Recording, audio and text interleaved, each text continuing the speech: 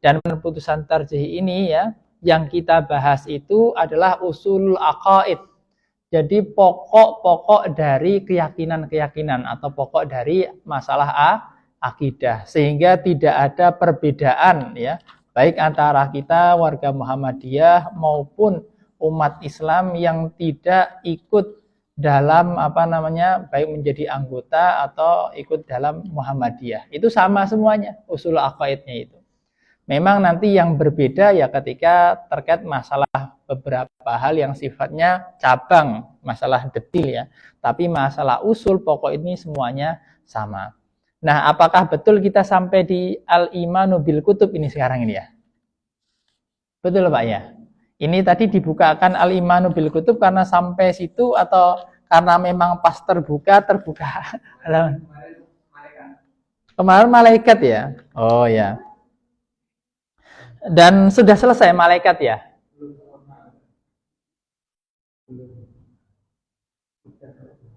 Nah, ini al-imanu bil malaikah. Seharusnya ya kalau kita ulangi ya berarti kan sama saja mengulangi yang kemarin ya. Berarti ya semoga saja ini sudah selesai kemarin. Ini ada tanbih itu ya ini diterjemahkan perhatian ya. Tanbih itu ya perhatian suatu hal yang seharusnya kita cermati. Lam yutalibunallahu. Allah itu tidak meminta kepada kita bi an na'lama supaya kita mengetahui mahiyata malaikah. Mahiyah itu inti dari malaikat, esensi dari malaikat. Di sini hakikat dari malaikat. Jadi kalau dalam tafsir itu alhamdulillahirabbil alamin, ya segala puji bagi Allah. Siapa Allah? Rabb semesta alam. Kenapa disebut al-alamin jamak? Karena alam itu ternyata banyak ya. Ada alam yang terlihat oleh mata kita, ada alam yang tidak terlihat oleh mata kita. Alam yang tidak terlihat oleh mata kita itu ada alam jin, alam malaikat. Nah, kita terhadap hal yang kita tidak tahu itu kita tidak diperintahkan oleh Allah untuk mengetahui hakikat atau esensi, salah satunya ya malaikat itu. Kita tidak diperintahkan ke sana, tetapi amaranallahu bil imani biwujudihim. Bapak Ibu yang dirahmati Allah. Jadi yang kita bicarakan ini adalah sesuatu hal yang sifatnya ya diterima saja. Mungkin Bapak Ibu bisa mengatakan ini sifatnya doktrinal ya. Jadi iman kepada Allah ya, iman kepada malaikat, iman kepada kitab, itu suatu hal yang ya memang kita imani, kita terima saja. Tidak perlu tanyakan. Dan alhamdulillah ya, kita umat Islam di Indonesia ini semuanya sama. Ya, terkait dengan rukun iman, apa yang kemudian disebut dengan rukun iman ini. Bal amaranallahu bil imani biwujudihim. Intinya tetapi Allah itu merintahkan kita untuk iman dengan kewujudan mereka, bahwa mereka itu ada, keberadaan mereka. Waqad ra'ahumul anbiya. Nah, para nabi itu telah melihat mereka. Jadi Nabi Muhammad itu juga melihat malaikat ya. Malaikat Jibril tiba-tiba datang, kemudian meluk Nabi Muhammad. Nabi Muhammad pun juga ada rasa sebagai manusia biasa ya, rasa kaget ya. Tidak pernah bertemu makhluk seperti itu, kok tiba-tiba muncul, kemudian disuruh menirukan ayat Al-Qur'an. Nah, seperti itu. Jadi para nabi pun juga melihat mereka, termasuk kalau dalam surat Hud itu Nabi Ibrahim. Jadi malaikat Jibril sebelum mengadab kaumnya Nabi Lut itu mampir dulu di rumahnya Nabi Ibrahim. Karena ternyata Ibrahim dengan Lut itu satu masa. Seperti itu. Ra'ahumul anbiya, para nabi itu melihat mereka fi suratin basyariyatin, dalam bentuk manusia wa ghairiha, dan selain bentuk manusia. Jadi dalam bentuk manusia itu ada dalam hadis yang masyhur, nanti ada di depan sini. Ini memang terkadang hidup kadang mati Pak ya. Ya. Mungkin nanti ini saja, saya fotokopikan saja ya, HPT gitu kan. Jadi nanti ada fotokopiannya Pak, bisa disimpan di sini kan, katakanlah seperti itu. Jumlahnya saya kira tidak terlalu banyak ya, tapi ketika kajian, nah Bapak kan bisa lihat. Kan cuma di fotokopi kan tidak masalah kan, tidak harus semuanya. Karena kita cuma di bagian iman saja, kitabul iman gitu. Karena ini saya kira muncul keluar ya.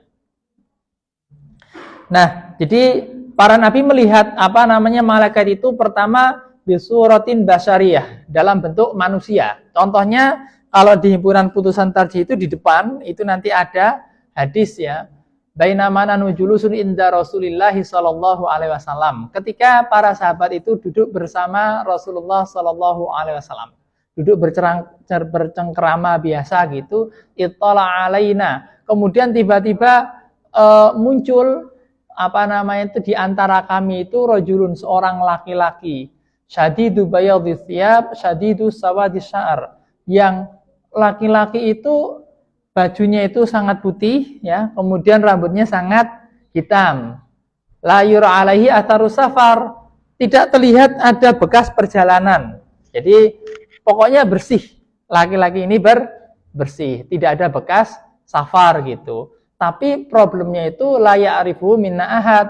Di antara kami juga tidak ada yang kenal sama dia, sama si laki-laki ini. Kemudian dia fasnada rukbataihi ila rukbataihi, dia kemudian menghadap Rasulullah, kemudian menyandarkan lututnya ke lutut Rasulullah, kemudian wada'a kaffaihi ala fakhidaihi, meletakkan dua telapak tangannya di atas paha Rasulullah Shallallahu Alaihi Wasallam. Kemudian beliau berkata, ya Muhammad akhbirni anil Islam. Wahai Muhammad, tolong kabarkan kepadaku apa itu Islam. Kemudian Rasulullah menjawab dengan rukun Islam. Kemudian laki-laki ini mengatakan, kamu benar, sadaqta. Loh, maka para sahabat itu fa'ajibna lahu. Para sahabat itu mereka takjub, heran dengan dia. Kenapa? Karena dia bertanya, kemudian membenarkan. Kemudian bertanya lagi, Pak akhbirni anil iman. Tolong kabarkan kepadaku apa itu iman. Kemudian dijawablah dengan rukun iman.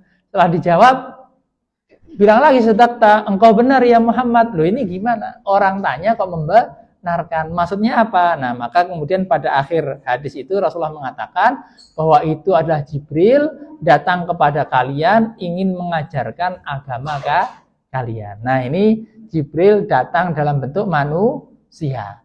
Tapi saya kira ini Jibril datang dalam bentuk manusia ini ya jarang-jarang ya. Termasuk ketika malaikat Jibril ini datang kepada Ibrahim kemudian menemui Nabi Lut. Nah, itu juga dalam bentuk manusia. Dan manusia biasa itu juga melihatnya. Ini contohnya para sahabat juga melihat ya. Jadi malaikat dalam bentuk manusia, mereka juga melihat. Tapi ya ini tampaknya memang sangat jarang sekali. Dan kita tidak perlu kemudian mencari-cari, ada enggak ya ini malaikat di sini. Tidak perlu seperti itu ya. Karena kalau kita tidak mungkin tahu, karena tidak ada yang memberi tahu. Kalau Nabi itu kan tahu ya. Nah, jadi yang memberitahu sahabat itu ya Nabi. Bukan para sahabat kemudian saling memberitahu itu loh malaikat. Nah, enggak seperti itu. Tapi diberitahu Nabi bahwa dia itu malaikat. Maka kita tidak perlu kemudian cari-cari tahu ya. Itu suatu hal yang tampaknya sangat mustahil untuk kita. Nah, kita lanjutkan. Malaikat itu juga kadang itu para nabi itu melihat malaikat itu bukan dalam bentuk manusia. Nah, ini diterangkan di atas itu ya. Ketika malaikat Jibril itu datang dan memiliki sayap ya. Jadi sampai terpenuhi langit itu oleh Jibril seperti itu. Rasulullah Shallallahu Alaihi Wasallam itu ya sebagai manusia seperti kita itu ya kaget ya lihat seperti itu ya. Waqat tawatara khabaru dzalik. Nah, kabar atau riwayat tentang hal itu tuh tawatara, itu mutawatir, Pak. Mutawatir itu ya kalau dalam bahasa ilmu hadis itu apabila telah berkumpul para perawi meriwayatkan hadis itu, sehingga tidak mungkin ada perawi yang dusta terkait dengan hadis itu. Secara kebiasaan kalau para perawi itu sudah sebanyak itu tidak mungkin beritanya itu dusta. Nah, itu namanya mutawatir, ya. Ada yang kemudian menyebutkan, oh itu berarti jalurnya sampai 10 lebih, ya, atau lebih dari 3. Nah, itu saya kira nanti ada dinamika terkait dengan kemutawatiran itu. Tetapi hadis ketika perawinya itu sudah lebih dari 3 jalur, ya, apalagi kemudian jalurnya itu semuanya baik, makbul, bisa diterima, baik hasan maupun sahih, yaitu sudah diterima, seperti itu. Apalagi sangat masyhur sekali. Nah, intinya tawatur itu. Jadi kalau para perawi itu sudah berkumpul, sehingga secara adah, secara kebiasaan sejumlah rawi itu sudah mustahil ada kedustaan. Nah, seperti itu kira-kira yang disampaikan Mahmud Tohan dalam Aisyarut bukan Aisyarut Tafsir, ya, Aisyarut Salahil Hadis. Kira-kira seperti itu. Wala yumkinuna an nasifa malaikatan illa bima warada 'anil ma'sum sallallahu alaihi wasallam. Dan kita tidak mungkin, ya, untuk mensifati malaikat itu kecuali dengan apa-apa yang datang dari Rasulullah sallallahu alaihi wasallam. Ma'sum di sini Rasulullah sallallahu alaihi wasallam. Jadi sebetulnya ya tidak hanya malaikat, semua yang gaib itu kita tidak bisa mensifatinya kecuali kalau itu diterangkan oleh Rasul. Sama. Jadi pokoknya kalau yang gaib itu kalau Rasulullah tidak menerangkan baik melalui Al-Qur'an maupun hadis, ya kita tidak tahu. Seperti kemarin umpamanya ketika kita singgah di suatu tempat, kemudian bagaimana caranya supaya kita tidak diganggu oleh makhluk-makhluk yang tidak terlihat. Nah, itu kan kita diajari oleh Nabi. Kalau umpamanya man nazala manzilan, barang siapa yang dia itu singgah di suatu tempat, kemudian dia itu berdoa, a'udzu bikalimatillahi tammati min syarri ma khalaq, maka dia akan terjaga dari gangguan makhluk-makhluk yang tidak terlihat sampai dia pergi. Nah, kira-kira seperti itu. Kemudian contoh lagi, umpamanya kita mendoakan anak kita supaya tidak diganggu oleh suatu hal yang tidak terlihat, dalam hal ini seperti penyakit ain dan lain sebagainya, ya. Itu kita juga bisa mendoakan uidzuhu atau uidzuha, atau kalau dalam hadis itu karena Rasulullah Shallallahu alaihi wasallam itu mendoakan Hasan dan Husain, maka beliau mendoakan u'idzukuma bikalimatillahi tammah min kulli syaitonin wahamah wa min kulli ainin lamah. Nah, kayak gitu. Jadi itu kan doa-doa yang memang ma'thur, ada dalam hadis seperti itu. Kemudian yang ada dalam Al-Qur'an seperti Allahumma inni a'udzubika min hamazatis syayatin wa ayyahdurun. Nah, itu umpamanya kita mimpi kemudian kaget, karena mimpi kaget tiba-tiba terbangun. Nah, kita juga diajarkan untuk berta'awudz seperti itu. Kalau umpamanya Bapak Ibu kok menghafalnya agak kebanyakan, ya sementara yang terpenting ta'awudz saja. A'udzubillahi minasyaitonir rajim. Nah, itu yang paling mudah, Pak, seperti itu. Tapi menurut saya perlu juga, sekarang kan ilmu itu mudah sekali kita peroleh, ya. Nanti Bapak Ibu bisa carilah di Google, itu saya kira mudah, ya. Doa minta perlindungan ketika mimpi buruk. Nah, nanti ada ketemu a'udzubika min hamazati syayatin wa a'udzubika min ayyahdurun. Nah, kira-kira seperti itulah gitu. Nah, nanti dan lain sebagainya itu bisa dicari, ya. Maksud saya ya biar tambahlah wawasan atau ilmu keislaman kita. Nah, jadi doa-doa yang memang teriwayatkan oleh Nabi, ya itulah kemudian kita pakai, bukan pakai yang lain. tidak memakai doa-doa yang lain. Nah, kecuali kalau memang mau doa dengan suatu hal yang kekhususan kebutuhan kita, ya boleh-boleh saja. Wong doa pakai bahasa Jawa juga boleh kan? Tidak masalah. Ini hubungannya jika terkait dengan hal-hal yang sifatnya gaib, ya. Jadi sifatnya gaib kan kita tidak tahu ya. Ada jin, ada apa-apa. Nah, kita sesuai dengan yang Allah ajarkan, Rasulullah ajarkan. Nah ini, jadi kita tidak boleh mensifati malaikat kecuali dengan apa-apa yang datang dari Al-Ma'sum Nabi Muhammad SAW binaklin sahihin, dengan riwayat yang sahih. Wa ma ya'lamu junuda rabbika illahu. Nah ini Mudatsir 31. Dan tidaklah mengetahui junuda rabbika, pasukan Tuhanmu kecuali Dia. Maksudnya tidak ada yang tahu dengan malaikat itu kecuali Allah. Dan Allah memberitahu manusia lewat Rasulullah. Maka Rasulullah itu disebut Rasulullah. Kenapa? Karena utusan Allah ya, memberitahu kepada kita terkait dengan hal-hal dari agama kita yang kita tidak tahu. Allamal insana ma'lam ya'lam. Nah, itu Allah itu mengajarkan manusia apa yang manusia tidak tahu. Nah, ini termasuk masalah malaikat ini kan kita tidak tahu, Pak. Kalau tidak diberitahu ya. Itu ada. Jadi ini iman tidak usah ditanya-tanya, Pak. Nanti kalau sudah sampai waktunya ya nanti akan merasa. Maksudnya sampai waktunya itu kapan? Karena kalau ada namanya ayat wasiat, Pak. Ayat wasiat itu saya tidak tahu ya. Jadi ayat wasiat itu kan sebetulnya menunjukkan bahwa suatu waktu, suatu saat manusia itu akan merasa dirinya itu sudah didatangi oleh kematian. Nah, kematian ini kan yang membawakan malaikat ya, malaikat maut, maka disebut malakul maut.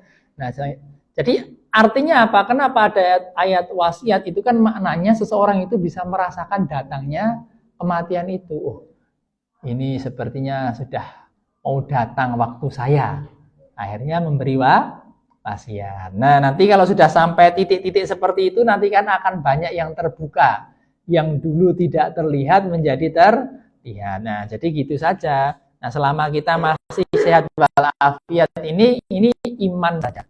Iman ini tidak perlu ditanyakan. Dan alhamdulillah semua umat Islam sama. Ini suatu hal yang ma'lum minad-din bid-darurah. Diketahui dalam agama kita secara darurah, semua orang tahu gitu loh. Maksudnya semua orang itu ya paham ada Allah, ada malaikat. Nah, kemudian yang ketiga di sini ada kitab itu. Walaupun Bapak Ibu ini tidak pernah ketemu ya dengan nabi yang membawa kitabnya, tapi kita yakin dengan hal itu. Dan ini salah satu keutamaan kita. Rasulullah Shallallahu Alaihi Wasallam pernah bersabda menyatakan kepada para sahabatnya bahwa orang-orang di zaman kita ini termasuk orang-orang yang memiliki keistimewaan. Apa keistimewaannya itu? Kita itu beriman dengan Rasulullah padahal tidak pernah bertemu dengan Rasulullah Shallallahu Alaihi Wasallam. Kok bisa? Ya, coba Bapak Ibu kalau ditanya, kok bisa Bapak Ibu beriman kepada Rasulullah Shallallahu Alaihi Wasallam ya? Padahal tidak pernah bertemu. Kok bisa suka bersalawat kepada Rasulullah, tidak pernah berbincang secara langsung. Nah, inilah salah satu keistimewaan kita. Kehebatan kita. Kita mencari kebenaran ya. Pertama memang dengan belajar ilmu-ilmu keislaman. Kalau umpamanya masih kecil, ya mau tidak mau kita akui ya, itu memang ada pengaruh dari lingkungannya ya. Ketika kita kecil itu dari orang tua kita. Maka orang tua itu ya yang yuhawwidanihi au yunassiranihi au yumajjisanihi ya, orang tua, orang yang berada di sekitar anak-anak itu, lingkungannya itulah yang membentuk anak-anak. Itu harus kita akui. Dulu kita menjadi muslim karena ada pengaruh lingkungan. Tetapi kita sekarang sudah balik, sudah mumayyiz, tamyiz, sudah bisa menggunakan akal kita, maka seharusnya kita ini berislam itu dengan penuh kesadaran bahwa agama kita itu adalah agama yang hak gitu. Seharusnya ke sana ya. Kalau belum ke sana ya berarti nanti bedanya dengan anak-anak kita apa. Jadi maka kita itu diajarkan untuk berpikir afalata ta'qilun, afala tatafakkarun. Itu kan sebetulnya perintah agama kita supaya kita tafakur. Dari mana? Dari kebesaran-kebesaran Allah yang ada di sekitar kita. Jadi ayat-ayat Allah yang di sekitar kita itu sangat banyak, itulah yang kemudian kita renungkan. Di sini nanti ada, jadi di akhir ini kan, ini ada nomor-nomor Bapak Ibu, ini dalil ya, tapi saya susah Bapak Ibu seandainya ini nomor 32, kemudian saya turun ke bawah, dalilnya kan di bawah itu akan susah, dan tidak hafal juga maksud di buku ini 32 itu yang mana, gitu kan, banyak ada 68 dalil kalau tidak salah. Gitu. Nah, salah satunya itu ketika membahas masalah Allah itu tafakkaru fil khalqi wala tatafakkaru fil khaliq itu. Jadi kita diperintahkan untuk memikirkan, bertafakur terkait dengan masalah ciptaan, jangan banyak berpikir tentang penciptanya. Karena dengan memikirkan ciptaan itu yang akan mengantarkan kita kepada keyakinan terhadap pencipta. Sebagai contoh Bapak Ibu yang dirahmati Allah. Saya kemarin melihat ada orang itu membuat video tentang matematika. Jadi para matematikawan tuh ahli matematika itu mereka bingung. Oh, ahli matematika bingung, Mbak ya. Sampai kemudian nanti kalau ada yang ahli matematika boleh nanti dites, Mbak ya. Sampai kemudian ada yang menulis buku, apakah Tuhan itu seorang ahli matematika? Nah, gitu. Mengapa seperti itu? Karena dalam matematika itu memastikan bahwa ketidakpastian itu sesuatu hal yang pasti. Kok bisa ketidakpastian itu suatu hal yang pasti? Ya, karena ternyata para ahli matematika itu tidak pernah bisa menghitung luas lingkaran. Katanya seperti itu. Luas lingkaran itu kan nanti ada sebuah huruf namanya pi. Pi itu kan panjang lingkaran dibagi dengan diameternya, itu ketemu pi. Biasanya ditulis 3,14. Nah, 3,14 itu bukan angka mati, Pak. Itu angka masih di belakangnya itu ada komanya. Jadi 3,14 berapa terus itu tidak pernah selesai, Pak. Sampai dihitung pakai komputer terus itu juga tidak selesai. Artinya ketika kita ini tidak selesai dan kita hanya menggunakan angka 3,14 menghitung luas lingkaran, ada satu titik dalam lingkaran itu tidak terhitung. Dan lingkaran itu adalah bentuk alam semesta yang kita lihat, ya. Umpamanya ada jam itu juga bisa bergerak karena sistem lingkaran, ya. Kayak motor itu bergerak karena sistem lingkaran, kan semuanya lingkaran, Pak. Hanya mesin itu kan putaran seperti ini, ya. Sampai kemudian orang yang di Makkah itu juga mengelilingi Masjidil Haram itu juga memutar. Bumi juga memutar, juga berputar pada porosnya, juga memutari matahari. Matahari alam semesta kita itu juga berputar. Semuanya berbentuk putaran dan manusia belum pernah bisa menyelesaikan menghitung luas lingkaran saja tidak mampu sampai sekarang itu. Dan ternyata matematika itu memang betul-betul ada di sekitar kita. Dia kemudian menyebutkan ada namanya golden ratio yang itu membentuk tubuh kita. Jadi golden ratio itu bentuknya seperti tangan kita, seperti wajah kita, bahwa ukuran panjang per ada namanya panjang dari A, B dibagi BC itu sama dengan BC dibagi AC gitu. Kalau tidak melihat gambarnya tidak bisa. Tapi maksud saya, ahli matematika ketika melihat alam, itu mereka kemudian takjub sendiri, Pak. Ini ternyata matematika ada di mana-mana. Dan ahli matematika tidak pernah bisa menyelesaikan masalah matematika itu sendiri.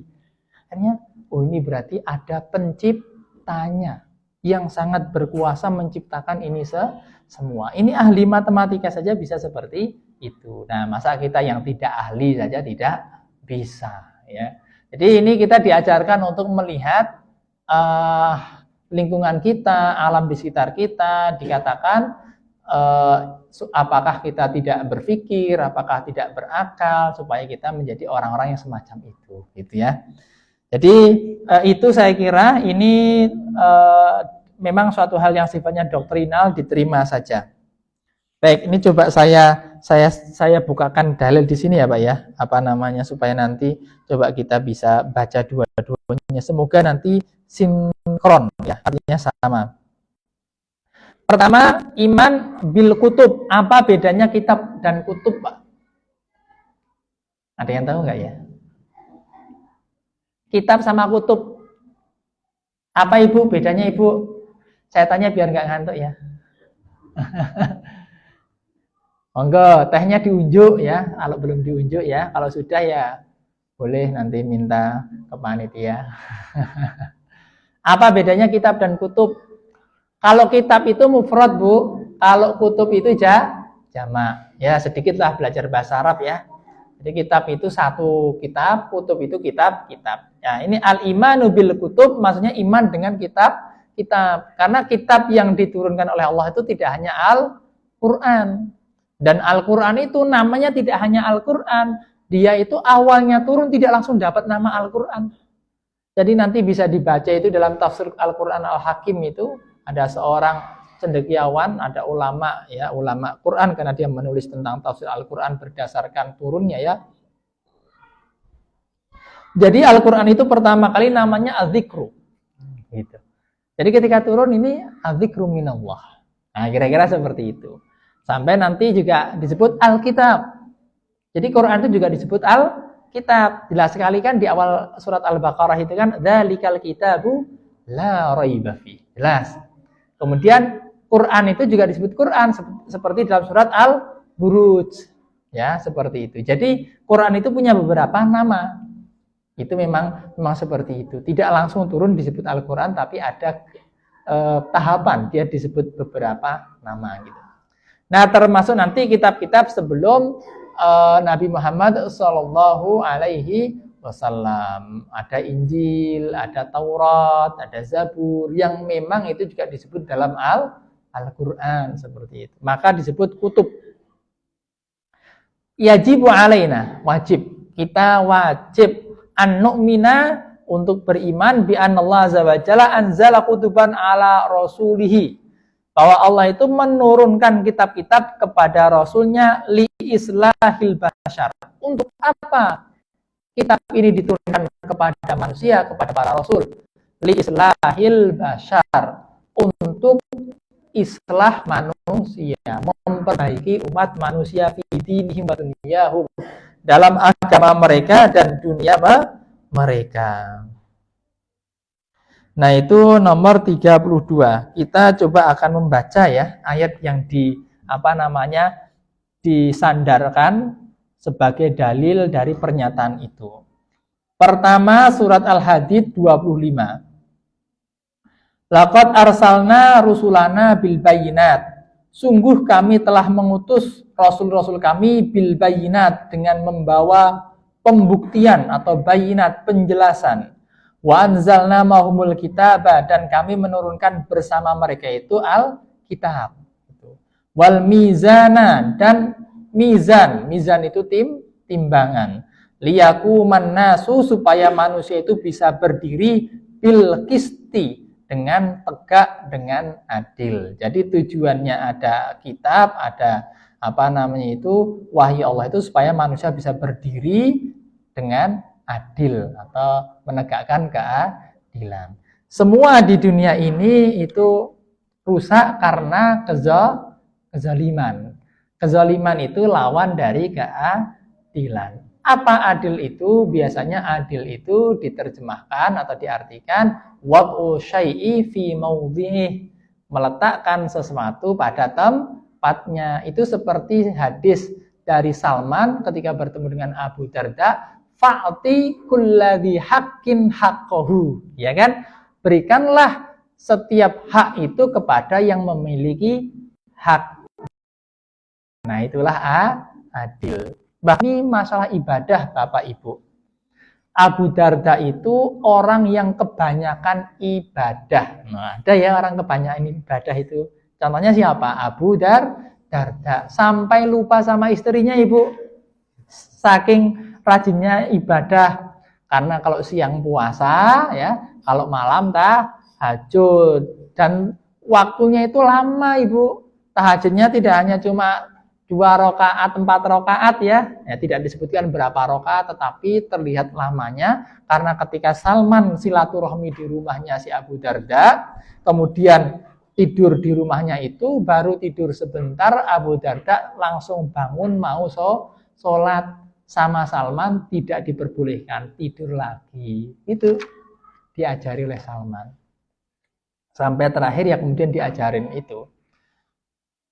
Jadi inna li rabbika 'alaika haqqan wa inna li nafsika 'alaika haqqan wa inna li ahlika 'alaika haqqan fa'ati kulladzi haqqin haqqahu. Allah itu punya hak atas dirimu. Tapi dirimu juga punya hak atas dirimu sendiri. Dan keluargamu juga punya hak atas dirimu. Fa'ati kulladzi haqqin haqqahu. Maka berikanlah hak kepada yang berhak. Itu maknanya adil. Ketika kita tidak adil berarti kita zalim. Apa zalim itu? Ya zalim itu meletakkan sesuatu tidak pada tempatnya ya. Itu hak orang lain kita ambil, itu namanya zalim ya. Jadi dunia ini akan semakin rusak kalau banyak yang zalim, tapi akan semakin baik kalau banyak yang adil. Maka kita mulai dari diri kita sendiri, dari keluarga kita, dari anak-anak kita, ya, dari keluarga besar kita, itu bagaimana kita bisa menerapkan keadilan itu. Fa'ti kulladzi haqqin haqqahu. Saya kira itu mudah dipahami ya. Berikanlah hak kepada yang berhak. Jangan mengambil hak yang orang lain. Jangan mengambil hak yang bukan hak kita. Selesai ya. Kita ini kan dikenal ya, masyarakat kita itu kalau sudah bicara masalah waris itu kan suka suka menyebabkan masalah. Sebetulnya kalau semuanya legowo bersama-sama menegakkan keadilan, kayak ini bagaimana Quran menyatakan, yuk dipanggilkan ustadz yang bisa menghitungkan. Kebetulan saya ini kan diamani menjadi pengelola pusat tarjih ya di UAD itu. Kami ada namanya konsultasi gratis Bapak Ibu, termasuk masalah waris. Jadi nanti Bapak Ibu seandainya ada masalah waris, masalah keluarga, masalah agama, ingin bertanya itu bisa bertanya ke konsultasi pusat tarjih UAD, itu gratis, tidak dipungut biaya ya. Langsung di WA di nomor teleponnya Pak. Nah saya tidak hafal, saya tidak bawa HP, nanti tinggal dicari saja Bapak Ibu di Google layanan konsultasi pusat tarjih. Nah itu kan nanti ketemu nomornya, bisa nanti seandainya mau tanya tentang waris, itu nanti sudah ada para konsultannya. Bukan saya konsultannya, tapi ada nanti dari bapak-bapak tarjih itu terkait waris atau nanti terkait apa, nanti kita carikan yang kira-kira memang punya kapabilitas di bidang itu. Jadi gitu nggih.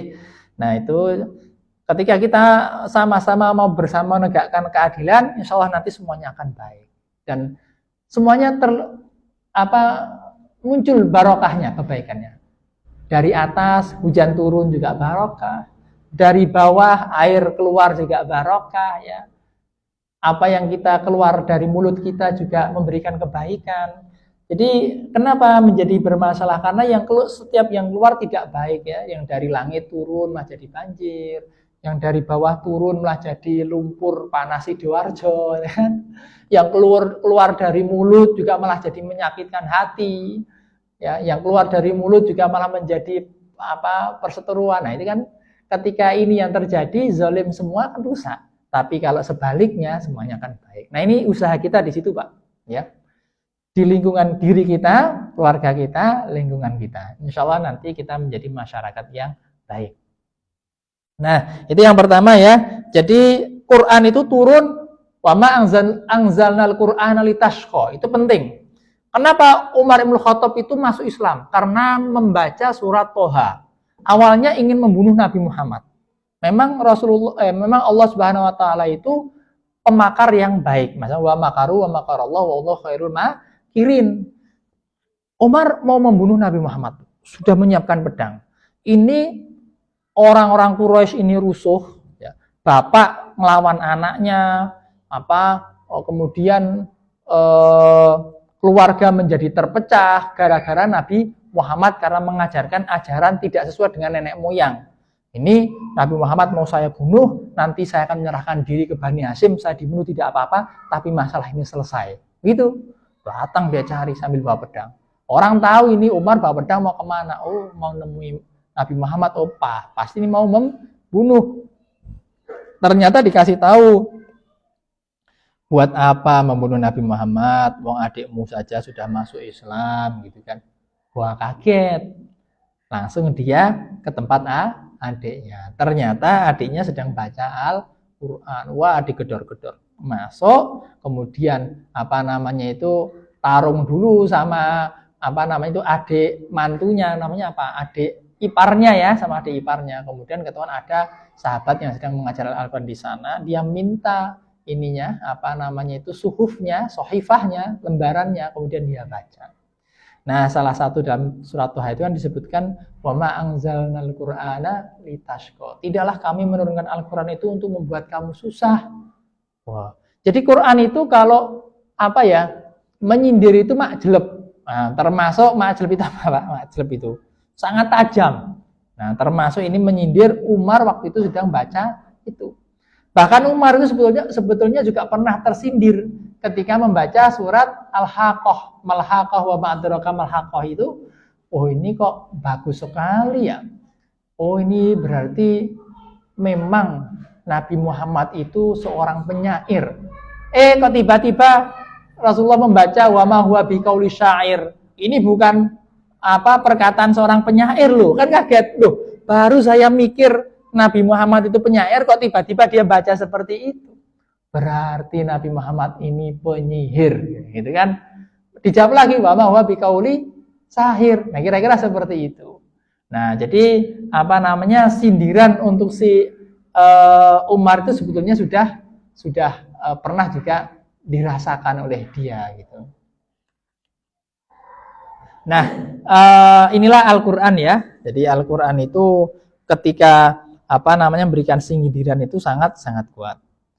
Kemudian dalil yang lain, wa minan nasi may yaqulu rabbana atina fid dunya wa ma fil akhirati min khalaq wa minhum may yaqulu rabbana atina fid dunya hasanah wa fil akhirati hasanah wa qina adzabannar ulaika lahum nasibun mimma kasabu.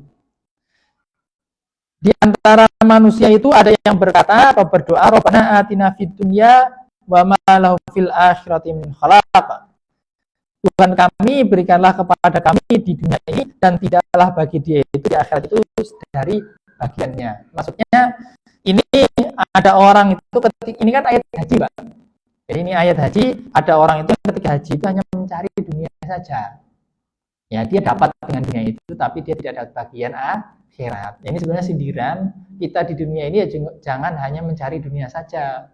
Sehingga nanti kita tidak mendapat akhirat. Tetapi seharusnya itu doa yang kita panjatkan adalah Rabbana atina fid dunya hasanah wa fil akhirati hasanah. Minta hasanah di dua rumah ini, hasanah di dunia dan hasanah di akhirat.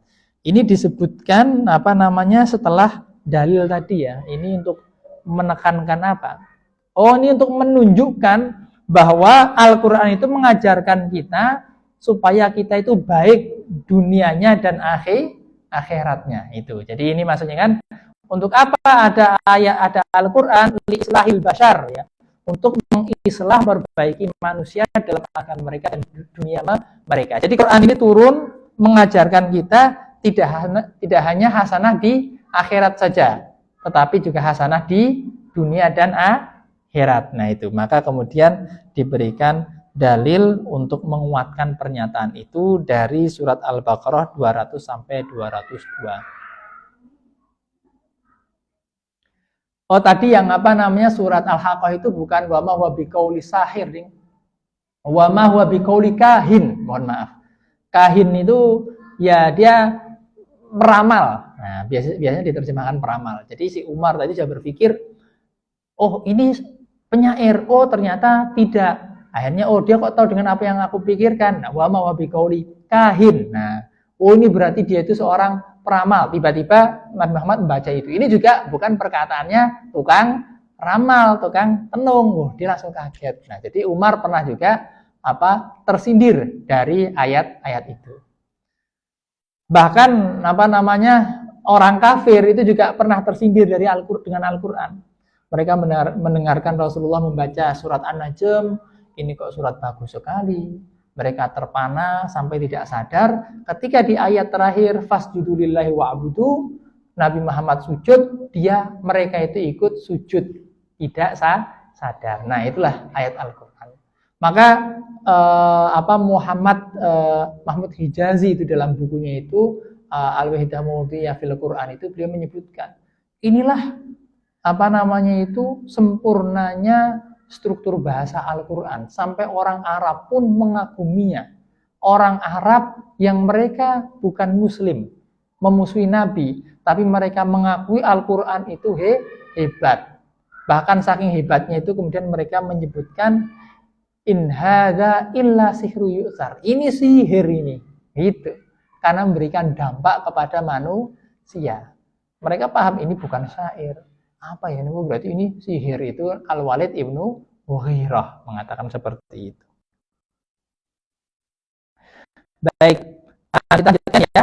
Nah, di antara kitab tadi ada Minha Al-Zabur li Dawud. Ada kitab Zabur yang diturunkan kepada Nabi Dawud. Itu sebagaimana surat An-Nisa 163. Wa ataina Dawuda Zabura. Dan kami memberikan kepada Nabi Dawud itu Zabur. Seperti itu. Nabi Dawud itu tampaknya satu-satunya nabi ya, yang dia itu panglima besar, ya kan? Yang bisa membunuh Jalut kemudian menjadi raja. Kemudian keturunannya Nabi Dawud itu kan Nabi Sulaiman itu juga diberikan nikmat oleh Allah dengan nikmat yang tidak dirasakan oleh manusia sesudahnya ya.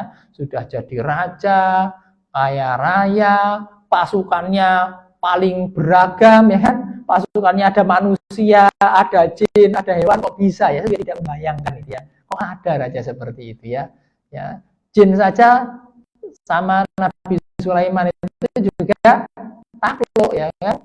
Tapi itu satu keutamaan ya, fadlun minallah, karunia dari Allah yang tidak diberikan kepada manusia setelah Nabi Sulaiman. Bahkan Rasulullah SAW itu pun tidak punya pasukan buat Nabi Sulaiman ya gitu. Ya itu Daud itu kan moyangnya atau apa namanya itu ya bapak kakeknya ya. Nah, kita tidak tahu apakah langsung bapaknya atau kakaknya atau berapa generasi, tapi itu Nabi Sulaiman keturunan dari Nabi Daud. Nah, kira-kira seperti itulah. Kemudian lanjutnya wa Taurah li Musa, dan Taurat untuk Nabi Musa. Nah, di sini kemudian diberikan dalil dari hadis. Saya tidak perlu bacakan ya, ini panjang ya. Tapi ini kita tahu semua.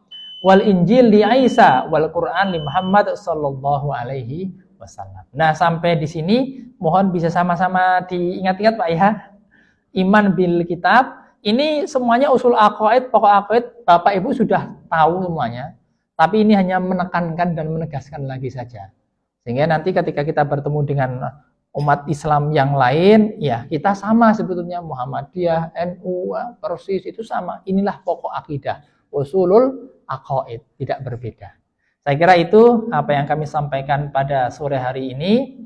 Aqulu qouli hadza, astaghfirullah li wa lakum, wassalamualaikum warahmatullahi wabarakatuh.